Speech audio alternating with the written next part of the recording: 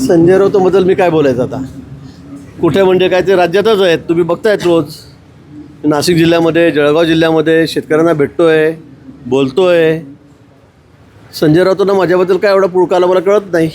सरकारसाठी ते संकटमोचक असल्याचं चित्र दिसतं आहे असं संजय राऊत म्हटले. सरकारसाठी म्हणजे सरकार पक्क करण्यासाठी आमदारांना जवळ करतायत. जिल्ह्यातील काही मंत्री असतील, आमदार असतील, आता भाजपमध्ये प्रवेश करणार आहेत, त्यासाठी गिरीश महाजनांच्या संपर्कात आहेत.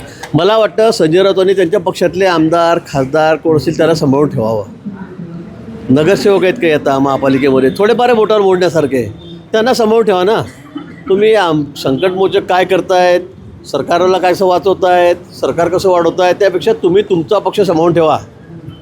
आमच्याकडे तर खूप आहेत, 75% लोक तर आमच्याकडेच आहेत. आमदारी तेवढेच आहेत, महापालिका तेवढ्या आहेत, नगरपालिका तेवढ्या आहेत, येणाऱ्या झेडपीसुद्धा आहेत, त्यात इथेच होणार आहे.